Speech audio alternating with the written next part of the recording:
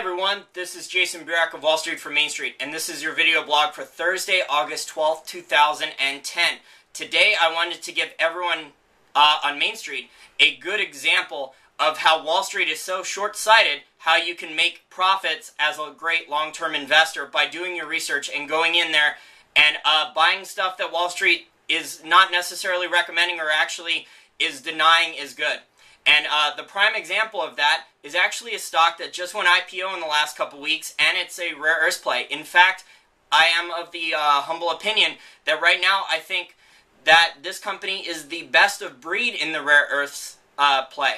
This company is called Molycorp, symbol M as in Mike, C as in Charlie, P as in Paul, and it is listed on the New York Stock Exchange, I believe, and it is very, very undervalued. Let me give you some background on Molycorp and explain some of the fundamental factors why I think it's undervalued and why I think it's a great value at around $14 a share. Molycorp right now is producing about 3,000 tons a day of rare earth metals. For those of you who are unfamiliar with rare earth metals, I have another video blog about that, and I suggest you look there. But these are not necessarily really rare metals necessarily, but these are metals that China has humongous control over. So China has a lot of the rare earth reserves, and they also have almost all the processing facilities now. But Molycorp has an advantage over all the other mining companies that have rare earth metal deposits. One of those advantages is that Molycorp is already producing. Molycorp is producing approximately 3,000 tons a year of rare earth metals. These are a mix of light and heavy metals. If you research this further, you'll figure out what I'm talking about there. The heavy ones tend to be in shorter supply right now, but the main rare earth metal that is the key to all technology is neodymium, and that's for these small and very powerful magnets that are in pretty much anything electronic we use, from smartphones to computers. And there's also over 2,000 pounds of neodymium in each new age windmill, and they're also in solar panels.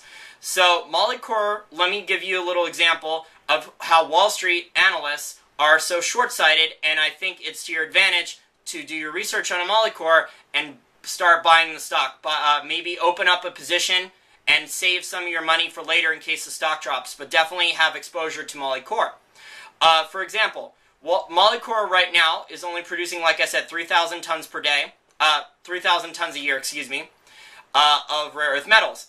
But over the next 2 to 3 years, Molycorp, which just IPO'd and is taking that capital, Molycorp is going to be increasing their production up to 20,000 tons per year. So going from 3,000 to 20,000 is a pretty big leap. And I also listened to an interview that the CEO of Molycorp did recently, last weekend in fact, and he talked about how the demand's there in the market for him to want to go to 40,000 tons a year of rare earth production over the next 5 to 7 years. So that's a humongous amount of growth, from 3,000 to 20,000 and then ultimately to 40,000. Molycorp has a very good strategy. Think of these rare earth mining companies. A lot of them just have the metal and they don't have the expertise or the business plan to want to put into effect to make those higher margin products that are up the value chain there. But Molycorp is planning on building a processing facility, or they already have one in effect now, and they're going to remodel it with that money they got from the IPO. And they are going to develop a quote, mine to magnet strategy. So Molycorp is going to be turning those, the stuff they mine into like oxides, and then into metals, and then into magnets. And it's a very complicated process using advanced chemistry. So this will add a lot of value to the rare earths that they're actually, rare earth elements that they're actually pulling out of the ground. So these will be higher margin products that will also be added into Molycorp's bottom line. Wall Street did not mention any of this. Analysts are like, oh, they're not profitable yet. Well, you know what? There's not a lot of rare earth deposits on this earth that are of high enough concentration, and Molycorp is basically a first mover. They're really the only production company that's going to be ready for the next 2 or 3 years outside of China. So Molycorp has a humongous advantage, folks, and I think it's extremely undervalued. It's so undervalued, in fact, that over the last year and a half, Goldman Sachs, who owned shares in Molycorp when it was a private company, tried to keep them private and buy out the whole company. So Goldman tried to keep Molycorp private and buy them out entirely, and the management of Molycorp wanted to go public. Goldman was willing to raise the funds and wanted to keep them private to keep their profits within Goldman Sachs's coffers. So I think Molycorp is a great opportunity. I think they have a lot of advantages because they will be quicker to produce over the other rare earth element companies, which are at least, their competitors outside of China are at least 2 or 3 years away from production. Let me give you a quick background on Molycorp's assets. Molycorp owns the Mountain Pass mine in California. This mine has been in production prior to now. Like I said, it's at 3,000 tons a day, 3,000 tons a year right now. But in the past, they were producing at a lot higher rate. Molycorp had to shut down in the mid-90s when the Chinese flooded the market. They had to shut down the Mountain Pass mine. So there is already a mine there. It's already built, and a lot of the stuff is there. They've just had to renovate it. So it saved them a lot of money in that regard. The Mountain Pass mine, at one point before the Chinese flooded the market with rare earths, was producing about 70% of the world's rare earth elements. It was mining. So that was pretty damn good. As far as anything else goes, that's pretty much it. I would definitely take a look at Molycorp. Like I said, I think they are the best of the best right now in the rare earth element sector.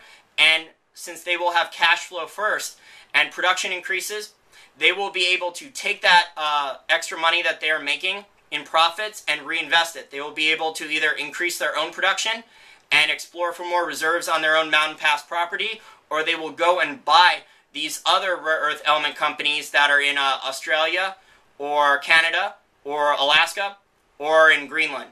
So everyone have a great day, and definitely take a look at Molycorp, symbol MCP again.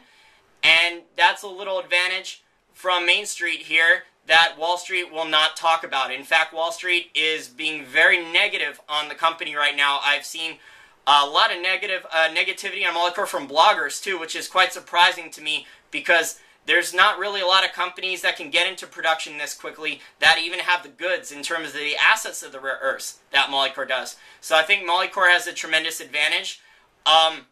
They don't have other metals. In terms of weaknesses, Molycorp doesn't have other metals to make the deposit more economical. They don't have uranium or zinc or base metals or anything like that to help them make the project more economical, but they will be first on the scene now that China has reduced the export quota of rare earths. That is the major thing. That's why the news is so important to follow, because in the second half of this year, China is going to be reducing the their rare earth metal exports by about 70%, I believe.